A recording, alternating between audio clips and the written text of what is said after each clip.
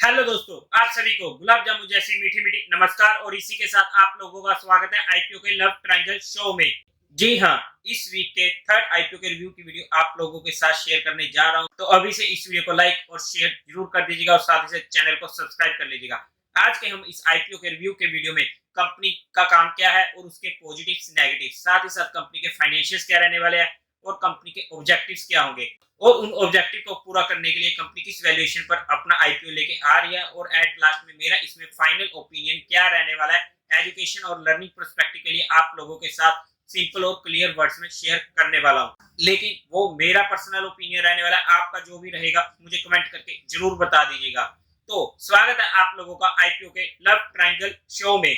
Landmark cars लेके आ रही है अपना आईपीओ। आई होप कि सभी ने इसका नाम सुना होगा। 1998 में ये कंपनी इनकॉर्पोरेट हुई थी। अगर हम कंपनी की बात करते हैं तो ये लीडिंग करने वाली है प्रीमियम ऑटोमेटिव रिटेल बिजनेस में, मतलब कि ये डीलिंगशिप करती है प्रीमियम गाड़ीज को। अगर हम उसके में से कुछ कंपनियों के नाम ले तो Mercedes Benz, Honda, jeep, Volkswagen and Renault जैसी प्रीमियम हाई क्लास गाड़ियों की ये डीलिंग करती है। लेकिन जहां पर एक पॉइंट क्लियर कर देते, ये इन कार्स की मैन्युफैक्चरिंग नहीं करती है, सिर्फ उन्हें सेल करती है। इनके पास उन कंपनीज की डीलिंगशिप है। और इसी के साथ साथ ये company commercial vehicle retail business में भी, जैसे कि अशोक लीलैंड की भी गाड़ियों का इनके पास डीलरशिप रहने वाली है। इसी के साथ अगर हम बात करें तो ये नए व्हीकल्स को सेल करती है और आफ्टर सेल सर्विस और रिपेयर का भी ये काम करती है, जिसमें से अगर हम सेल्स की बात करते हैं तो स्पेयर पार्ट्स, लुब्रिकेंट्स और एक्सेसरीज वगैरह ये कंपनी प्रोवाइड करती है। और फाइनली इंश्योरेंस का भी काम करती है, जहां पर ये थर्ड पार्टी फाइनेंस इंश्योरेंस देती है। अगर हम कंपनी के नेटवर्क की बात करते हैं तो इनके पास 112 आउटलेट्स होने वाले, जो कि 8 स्टेट्स में रहने वाले हैं, जहां पर इनके पास 61 सेल्स शोरूम है और उसी के साथ साथ 51 आफ्टर सेल्स सर्विस, जहां पर ये सर्विस और रिपेयरिंग का भी काम करती है। ये डाटा 30 सितंबर 2021 के अकॉर्डिंग का है। अगर हम कंपनी के डीलरशिप नेटवर्क की बात करते हैं तो 31 सिटीज में इनका डीलरशिप नेटवर्क रहने वाला है, जो कि 8 स्टेट्स और ड्यूटीज में होने वाला है। अगर हम उनके नाम ले तो Maharashtra, UP, Gujarat, Haryana, Madhya Pradesh, Punjab, West Bengal and NCR Delhi. लेकिन अगर हम जहां पर देखते हैं तो इनका साउथ और ईस्ट साइड में इतना बड़ा हाथ नहीं है। इसी के साथ साथ इस कंपनी के पास ऑथोराइज सर्विस सेंटर होने वाले हैं मर्सिडीज के, होंडा के, Volkswagen, jeep, Renault, Ashok Leyland के। ये company after sale service and repairs provide करती है अपने 51 सेल्स आउटलेट्स के थ्रू एज ऑफ 30 सितंबर 2021। इसी के साथ साथ अगर हम कंपनी के बिजनेस मॉडल कैप्चर की बात करते हैं तो ये entire customer value chain including retailing new vehicles, services and repairing vehicles, selling spare parts, lubricants and other products.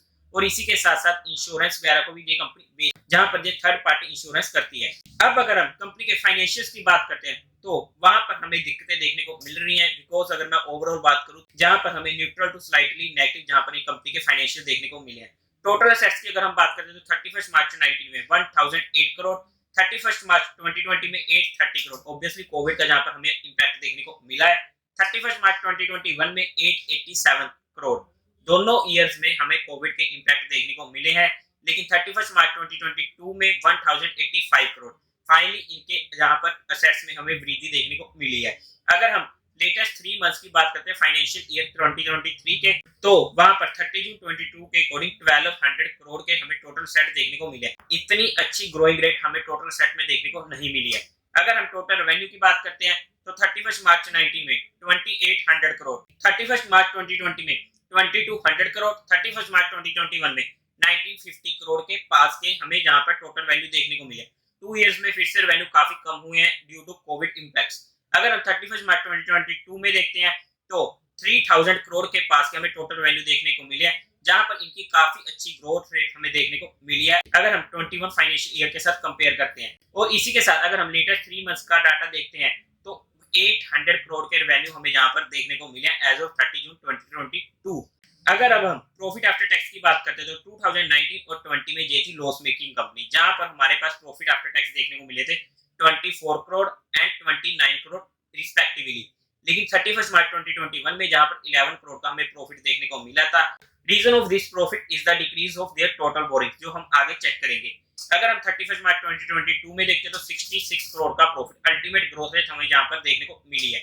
अगर हम लेटेस्ट 3 मंथ का देखते हैं तो 18 करोड़ का प्रॉफिट हमें 30 जून 2022 के क्वार्टर में देखने को मिला है। नेटवर्थ की बात करते हैं तो 187 करोड़ से अभी तक ये नेटवर्थ पहुंच चुकी है 246 करोड़ तक, अगर हम 2019 से 2022 के फाइनेंशियल एंड ईयर की बात करते हैं। और इसी के साथ अगर हम लेटेस्ट देखते हैं 30 जून 2022 को, तो वहां पर इनकी नेटवर्थ है 268 करोड़। ओके डिसेंसी हम जहां पर नेटवर्थ बोल सकते हैं। अगर हम टोटल बोरिंग्स की बात करते हैं तो 31 मार्च 19 में थी 478 करोड़, जो कम होते होते 31 मार्च 2022 तक रह गई थी 308 करोड़, जिसकी वजह से हमें प्रॉफिट आफ्टर टैक्स में भी अच्छा इजाफा देखने को मिला था। लेकिन वापिस से ये 30 जून 2022 में पहुंच चुकी है 464 करोड़। इन शॉर्ट अगर मैं डायरेक्टली ओवरऑल फाइनेंशियल्स की बात करूं तो इतने इंप्रेसिव हमारे पास फाइनेंशियल्स नहीं है, लेकिन हम ओके से बोल सकते हैं या ओके टू स्लाइटली नेगेटिव। अगर हम आईपीओ के टाइम टेबल की बात करते हैं तो 13 दिसंबर को ये आईपीओ ओपन होने वाला है, क्लोजिंग हो जाएगी 15 दिसंबर को। 20 दिसंबर को इस आईपीओ की अलॉटमेंट होगी और 21 दिसंबर से आपके अकाउंट में पैसे रिफंड होने शुरू हो जाएंगे। 22 दिसंबर को आपके अकाउंट में ये शेयर क्रेडिट हो जाएंगे इफ अलॉटेड, और 23 दिसंबर रहने वाली इसकी टेंटेटिव लिस्टिंग डेट। अगर हम आईपीओ के लॉट साइज की बात करते हैं तो 29 शेयर्स का एक लॉट रहने वाला है, जिसकी अमाउंट हमें पड़ने वाली है 14,674 रुपीज। एक लॉट से ज्यादा का अप्लाई करने का कोई फायदा नहीं होता एक ही पैन कार्ड से। और इसी के साथ अगर हम एचएनआई में देखते हैं तो 14 लॉट्स हमें मिनिमम अप्लाई करने पड़ेंगे स्मॉल एचएनआई में, जहां पर 406 हमारे पास शेयर्स अलॉटेड होंगे, जिसकी अमाउंट हमें पड़ने वाले 2,05,436 रुपीज। अगर हम बिग एचएनआई में बात करते हैं तो मिनिमम लॉट्स वहां पर हो जाते हैं 69, शेयर्स की क्वांटिटी हो जाती है 2001, और इसी के साथ उसकी अमाउंट हो जाएगी 10,12,506 रुपीज। इसी के साथ अगर हम आईपीओ की कुछ और डिटेल्स की बात करते हैं तो 5 रुपीज पर शेयर का फेस वैल्यू रहने वाला है, 481 से 506 का रहने वाला है प्राइस में, 29 शेयर्स का एक लॉट रहने वाला है। इशू साइज की बात करते हैं तो 552 करोड़ का रहने वाला है, जिसमें से फ्रेश इशू रहेगा 150 करोड़ का और रिमेनिंग रहेगा 402 करोड़ का ओएफएस। और इसी के साथ एम्प्लॉइज को डिस्काउंट मिलने वाला 48 रुपीज का, बीएससी एनएससी दोनों पे ये लिस्ट होने वाला है। कोटा की अगर हम बात करते हैं तो क्वालिफाइड को 50%, एचएनआई को 15% और रिटेल कैटेगरी को 35%। और इसी के साथ अगर हम प्रमोटर्स की बात करते हैं तो संजय ठाकर इसके कंपनी के प्रमोटर होने वाले हैं। अगर हम आईपीओ के प्रमोटर होल्डिंग की बात करते हैं तो प्री इशू ये रहने वाला है 60% का और पोस्ट इशू रह जाएगा 44.6% का, जो यहाँ पर भी एक नेगेटिव पॉइंट हो जाता है क्योंकि इस कंपनी के पास अब मेजॉरिटी नहीं रहने वाली है जो 51% के ऊपर की होती है। अब मैं अगर कंपनी के ऑब्जेक्टिव की बात करूं तो सबसे पहले तो इनको रीपेमेंट करनी है या प्रीपेमेंट करती है इनकी बोरिंग्स की, और दूसरा इनके पास रहने वाले जनरल कॉर्पोरेट पर्पस।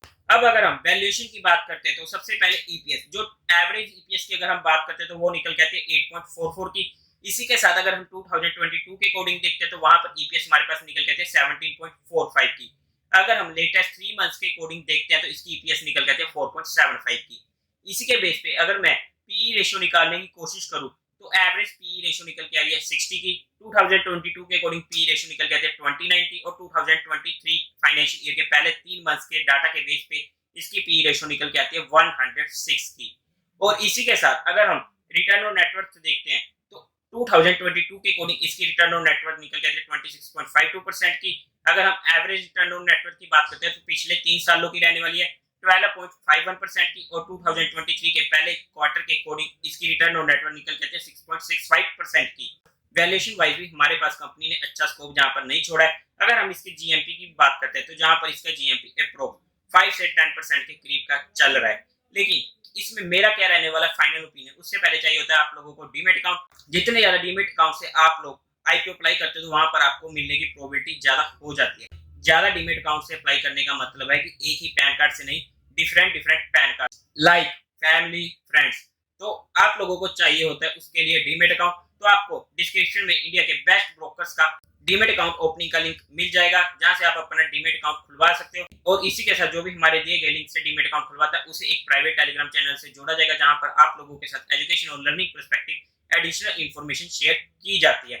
लेकिन अगर मैं इसमें अपने फाइनल डिसीजन की बात करूं तो देखो, ये जितने भी तीनों आईपीओ आए हैं इतने इंप्रेसिव नहीं आए हैं। अगर मैं बात करूं इंटरेक्टिव तो वहां पर एसएमई आईपीओ काफी इंटरेस्टिंग लग रहे हैं, लेकिन एसएमई आईपीओ सिर्फ अग्रेसिव इन्वेस्टर्स के लिए होता है क्योंकि वहां पर लगने शुरू हो जाते हैं सर्किट्स, तो वहां पर काफी बार ये हो जाता है कि हमें एग्जिट करने का मौका नहीं मिलता, इसलिए वो सिर्फ थोड़े एग्रेसिव इन्वेस्टर्स के लिए होता है। लेकिन अगर हम इस आईपीओ की बात करते हैं तो यहाँ पर हमारे पास अगर मैं डिफेंसिव होकर बात करूँ तो हम इजीली मैं इस आईपीओ को अवॉइड करने वाला हूँ। एचएनआई कैटेगरी में तो इसे इजीली मैं अप्लाई नहीं करने वाला हूँ। लेकिन अगर मैं बात करूँ बीइंग एग्रेसिव रिटेल कैटेगरी में तो मैं उसका फाइनल डिसीजन फाइनल डे पर ही बनाऊंगा। जो भी मैं डिसीजन बनाऊंगा आप लोगों के साथ इसी चैनल पर हमारे डेली के शो मार्केट का पैच और ब्रेकअप में शेयर कर दूंगा, या फिर आप लोगों को टेलीग्राम चैनल पर शेयर कर दूंगा। टेलीग्राम चैनल का लिंक आपको डिस्क्रिप्शन में मिल जाएगा, या फिर आप direct market love affair search करके वहां से भी ज्वाइन कर सकते हो। और उसी के साथ साथ जहां पर अगर मैं कंपनी की पीयर कंपैरिजन की बात करता हूं तो स्टॉक मार्केट में ऐसा अभी भी कोई भी इसका डायरेक्टली पीयर कंपैरिजन नहीं है, बिकॉज ऐसी कोई भी कंपनी लिस्टेड नहीं है जो डीलिंगशिप करती हो। लेकिन कंपनी के नेगेटिव पॉइंट्स काफी ज्यादा हैं। फाइनेंशियल में हमें दिक्कत देखने को मिली है। प्रमोटर होल्डिंग की अगर हम बात करते हैं, वैल्यूएशंस की भी अगर हम बात करते हैं, वहां पर भी हमें काफी महंगी वैल्यूएशंस देखने को मिल रही हैं। तो सब कुछ को मद्देनजर रखते हुए जो भी मेरा डिसीजन इसमें फाइनल होने वाला है वो मैं आप लोगों के साथ शेयर कर दूंगा। तो देवी और सज्जनों, उम्मीद है आप लोगों को ये वीडियो अच्छी लगी होगी, तो इस वीडियो को लाइक करें, शेयर करें और चैनल को सब्सक्राइब करें। Thank you very much.